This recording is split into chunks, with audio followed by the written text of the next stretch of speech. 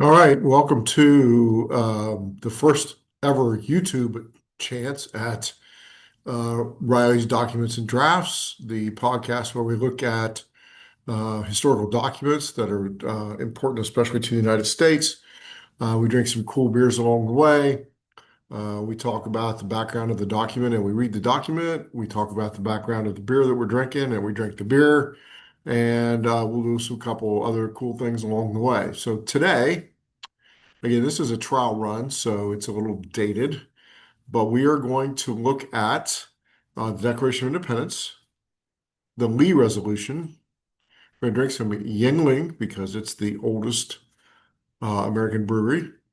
We're going to look at SCOTUS blog and what's currently going on. And we are going to look at um, a historical Supreme Court case.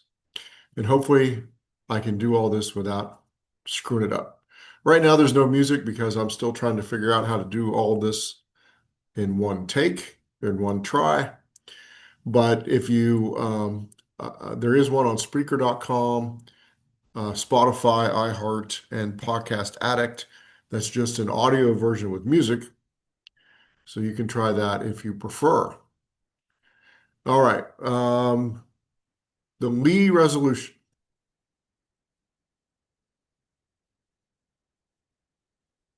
These are the two books that we use. 50 Core American Documents, required reading for students, teachers, and citizens from the Ashbrook Press, which is basically Ashland University, um, where I have my master's in American History of Government. So thanks for letting me use the book. And Our Nation's Archives, A History of the United States in Documents, edited by Eric Brunn and Jay Crosby. As you can see, I bought that at like Barnes and Nobles for like 12 bucks several years ago. It's really interesting book to read through. So we're going to use those today. We're going to use the 50 Core American Documents. Oh, there's the Lee Resolution. We'll go to the nation's archives and kind of read the background of that. We will again look at Yuengling and the Declaration of Independence and some other things. So let's see if I can do this. There we go. The Lee Resolution. This is from the nation's archives. So you can just read along with me if you like. In the early 1770s, more and more colonists became convinced that the British Parliament intended to take away their freedoms after fighting broke out in Massachusetts in the spring of 1775. The king declared the colonists in a state of open and avowed rebellion. For the first time, many colonists began to seriously consider cutting ties with Britain. The colonists elected delegates to attend a Continental Congress that eventually became the governing body of the Union during the Revolution. Its second meeting convened in Philadelphia in 1775. The delegates to Congress adopted strict rules of secrecy to protect the cause of American liberty and their own lives. In less than a year, most of the delegates abandoned hope of reconciliation with Britain. On June 7, 1776, Richard Henry Lee introduced a resolution that these united colonies ought are and of right ought to be free and independent states. Acting under the instruction of the Virginia Convention, the Lee Resolution contained three parts: the Declaration of Independence, a call from foreign alliances, and a plan for confederation.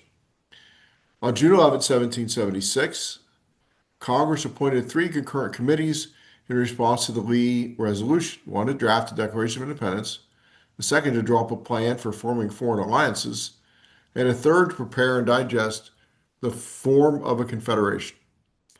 Because many of the members of Congress believed that the action Lee proposed to be premature or wanted instructions from their colonies before voting, approval was deferred until July 2nd. On that date, Congress adopted the first part of the Declaration. The first part, the Declaration. The words of the Lee Resolution are echoed in the Declaration of Independence. As you can see, the document, if you're looking at the screen, um, here shows the votes of the Lee Resolution. The affirmative vote of 12 colonies is listed at the right. New York cast no vote until a newly elected New York Convention upheld the Declaration of Independence on July 9, 1776. The plan for making treaties was not approved until September of 1776. The Confederation was delayed until November 1777. Here's a transcript, really short.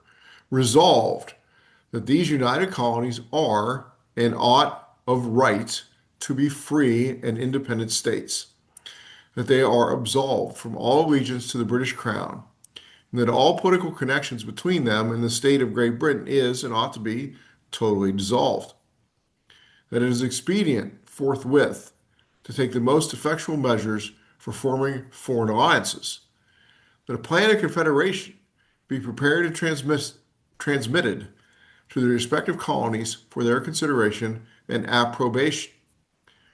That's the Lee Resolution from the National Archives. So you can just go to archives.gov, look it up. All right. The next thing that we are going to do is we are going to look at Yuengling. So here's a little piece about Yuengling. That's the America's oldest brewer. Okay, we're going to go to their website.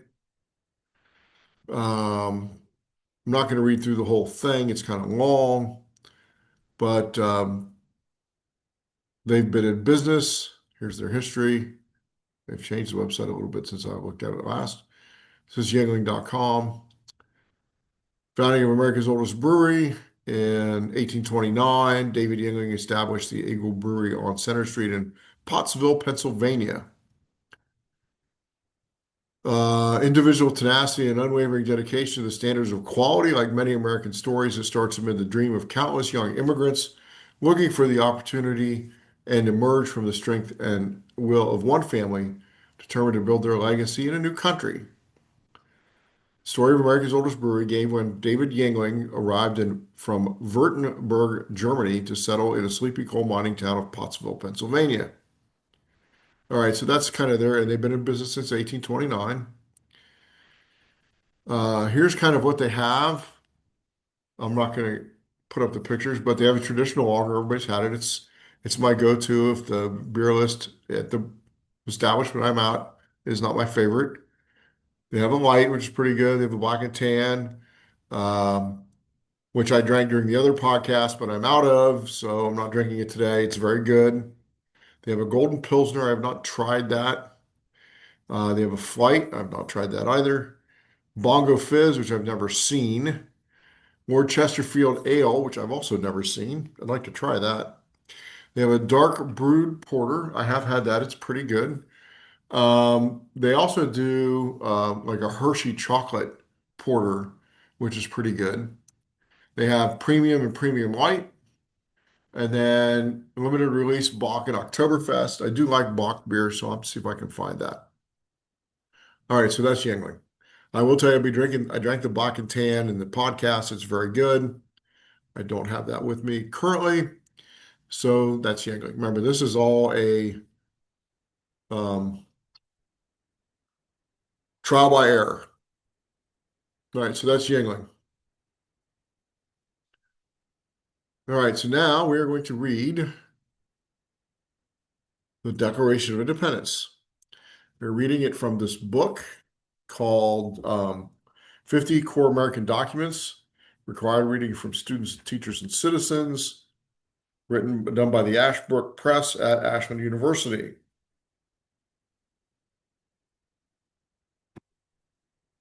All right, that's Brutus. We don't need Brutus. Don't need the debates. The Declaration of Independence. Here is the background. Drafted by Thomas Jefferson, the Declaration of Independence justified the American Revolution by appealing to the laws of nature and of nature's God, universally applicable at all times and places. It was the first time in history that a political society founded itself upon such principled considerations of natural right rather than simply upon tradition, accident, or force. The Declaration of Independence also expressed fundamental principles regarding equality, liberty, and the purpose of government, describing them as self-evident truths. Bringing society into alignment with these founding principles would prove difficult in the future. Nevertheless, by proclaiming them to be true, founding era Americans challenged themselves and their posterity, you and me, to rise to the ideal of justice expressed in the Declaration of Independence. All right, here we go. Ready? It's about 8 minutes long. It's kind of a short read, actually. All right. In Congress, July 4th, 1776, the unanimous declaration of the 13 United States of America.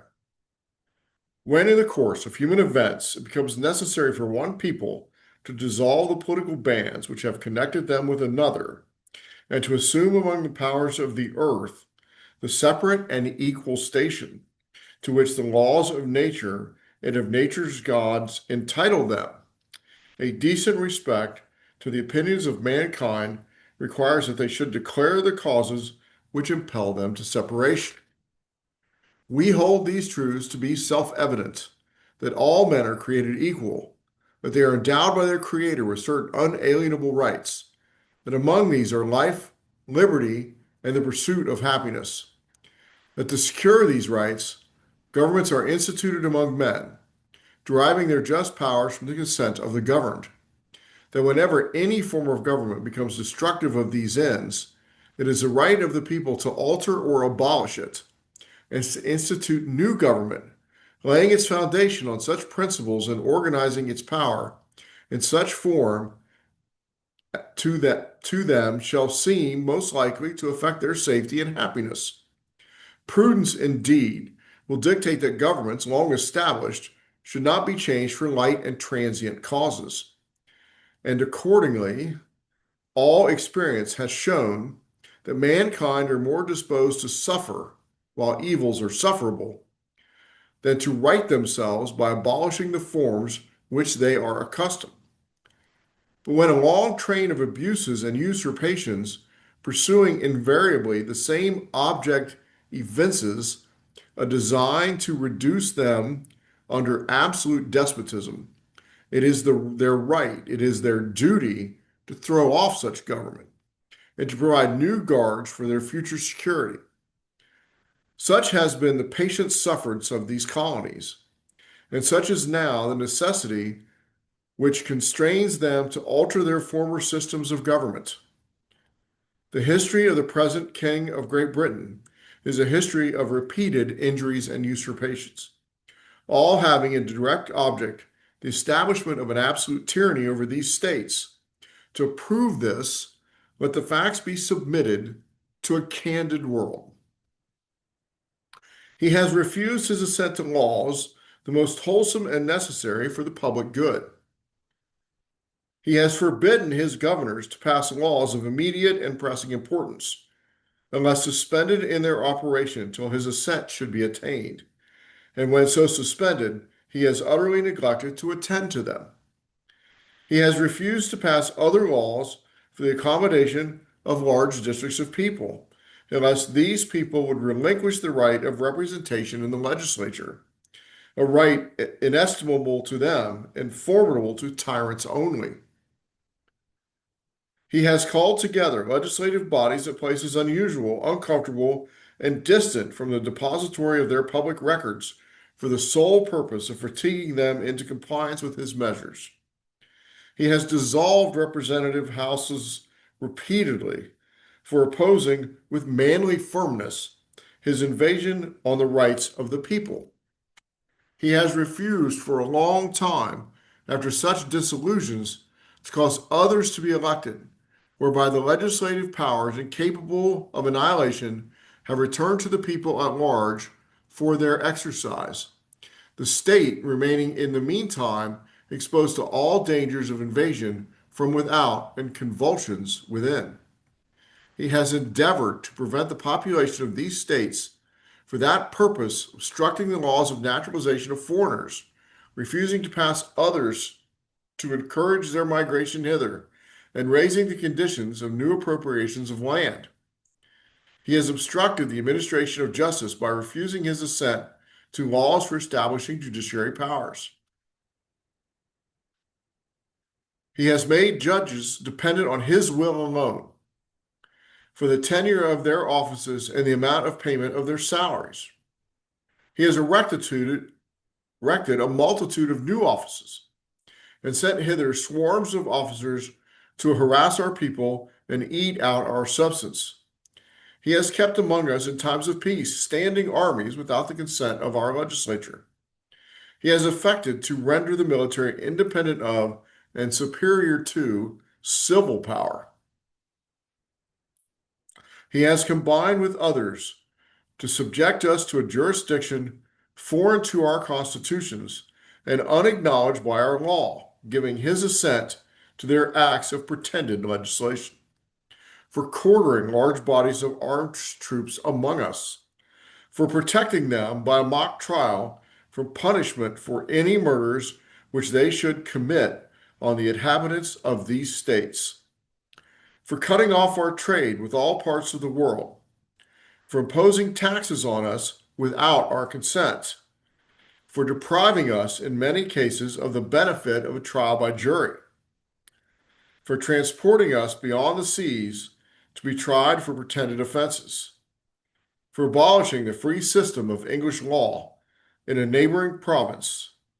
Oh, yes, system of English law in a neighboring province, establishing therein an arbitrary government and enlarging its boundaries so as to render it at once an example and fit instrument for introducing the same absolute rule into these colonies, for taking away our charters, abolishing our most valuable laws, and altering fundamentally the forms of our government, for suspending our own legislatures and declaring themselves invested with powers to legislate for us in all cases whatsoever. He has abdicated government here by declaring us out of his protection and waging war against us. He has plundered our seas, ravaged our coast, burnt our towns, and destroyed the lives of our people. He is at this time transporting large armies of foreign mercenaries to complete the works of death, desolation, and tyranny already begun with circumstances of cruelty and perfidy scarcely paralleled in the most barbarous ages and totally unworthy of the head of a civilized nation. He has constrained our fellow citizens taken captive on the high seas to bear arms against their country, to become the executioners of their friends and brethren, or to fall themselves by their hands. He has excited domestic insurrections amongst us, and has endeavored to bring on the inhabitants of our frontiers and merciless Indian savages whose known rule of warfare is an undistinguished destruction of all ages, sexes, and conditions. In every stage of these oppressions, we have petitioned for redress in the most humble terms. Our repeated petitions have been answered only by repeated injury.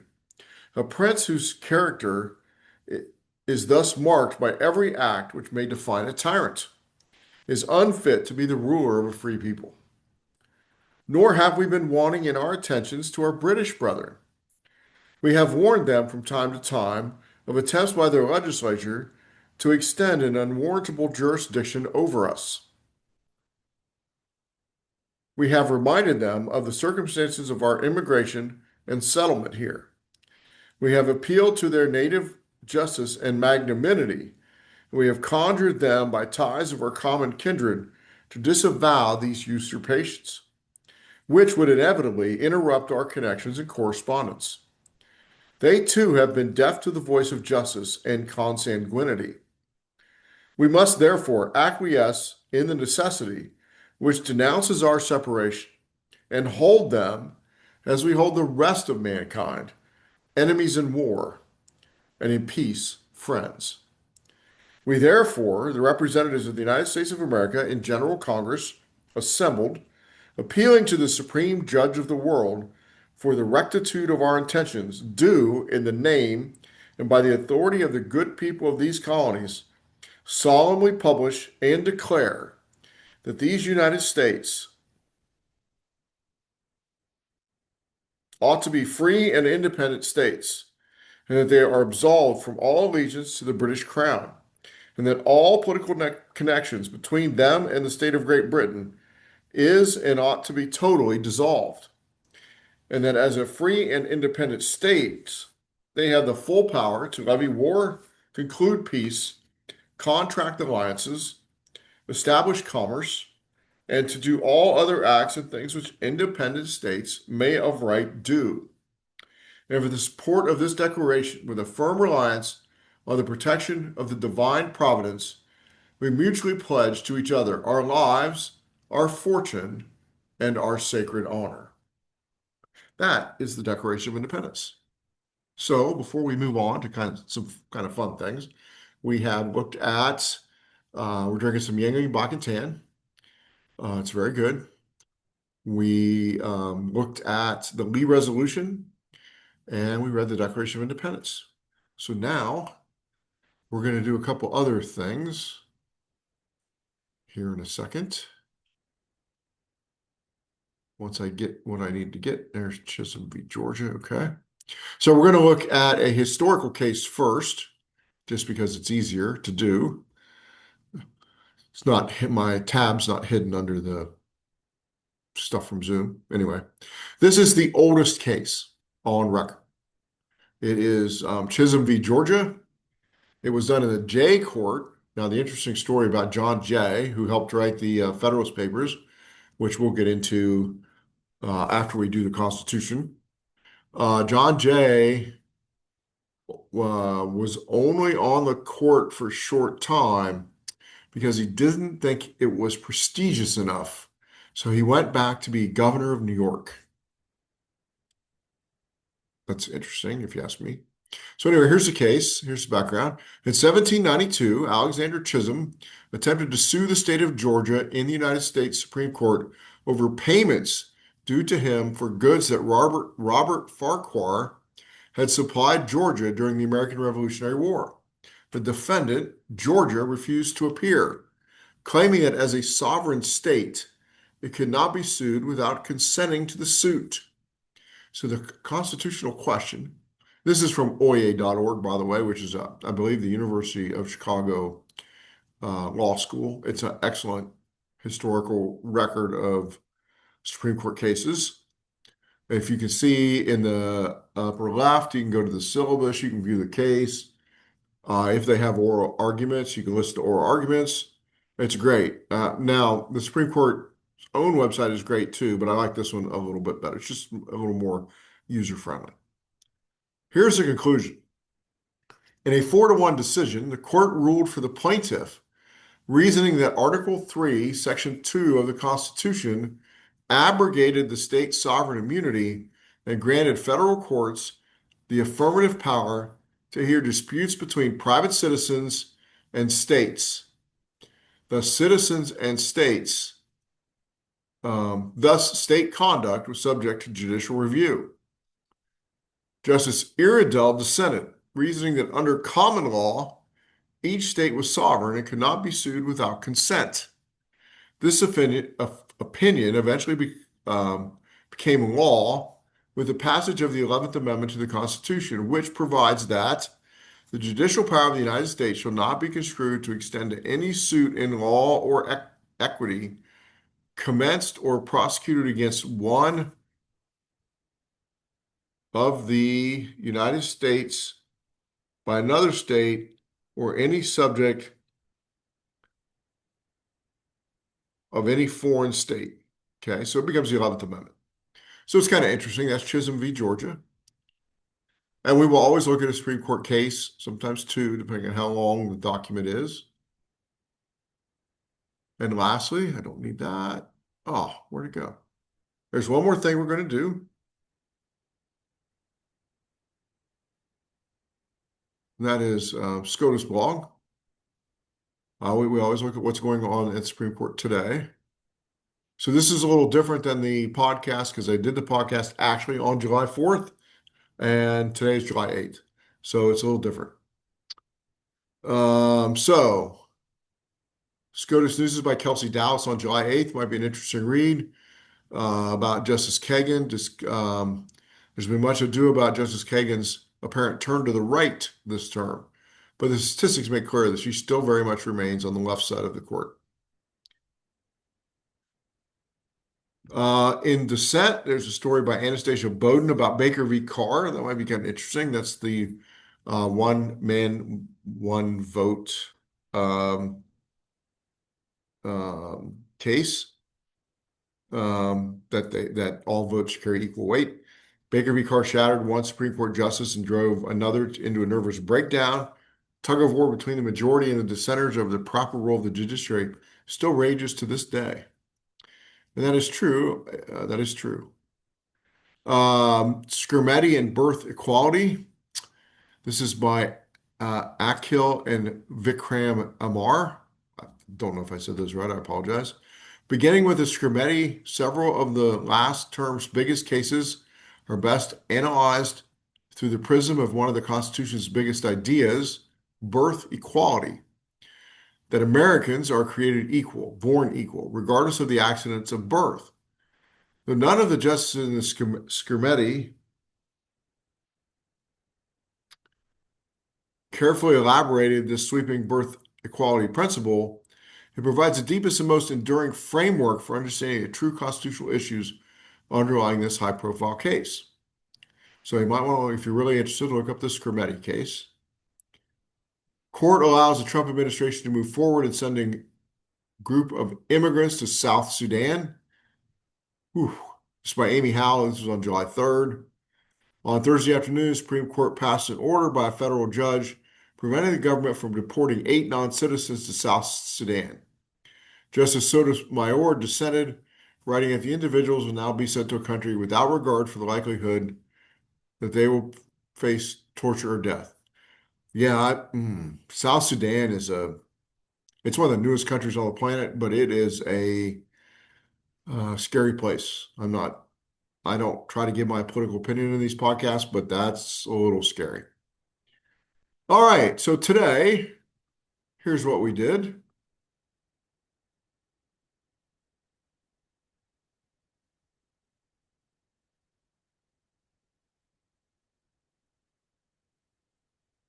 We Let's go back to the beginning. I'm sorry, I'm still new at this. Here we go. Slideshow. So, documents and drafts. Today, we used the 50 Core American Documents book from Ashbrook Press, which is Ashland University. We looked at the Lee resolution using the archives.gov. We read the Declaration of Independence from that 50 Core Documents book. Everybody should read that every July 4th, in my opinion. That's as political as I'm going to get. We drank some Yuengling Bak and Tan. I'm going to try to find some of those other Yuenglings. The regular Yuengling lager is kind of my go-to if there is nothing more interesting available on the beer list at whatever pub we happen to be hanging out at.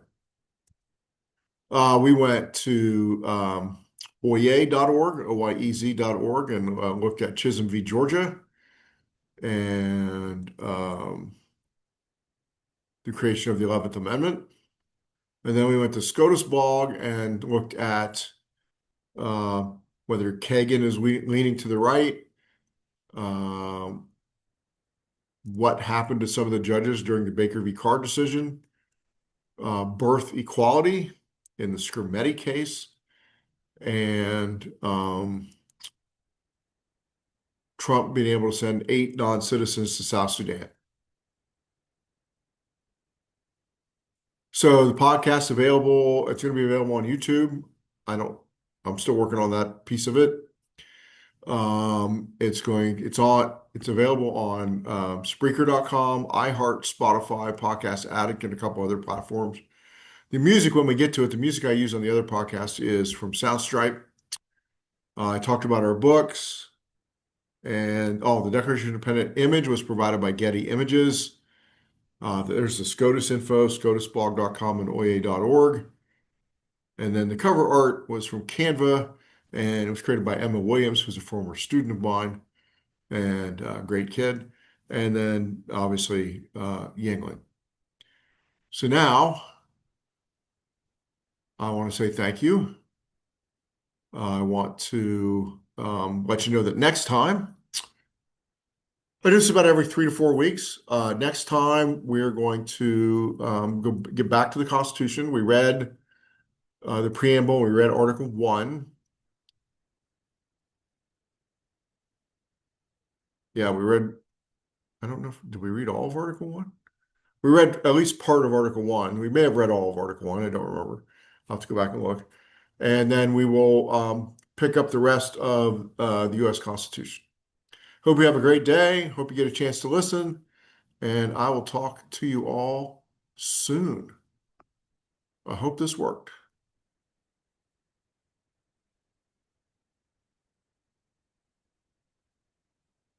Now, what do I want to do? I want to stop the share.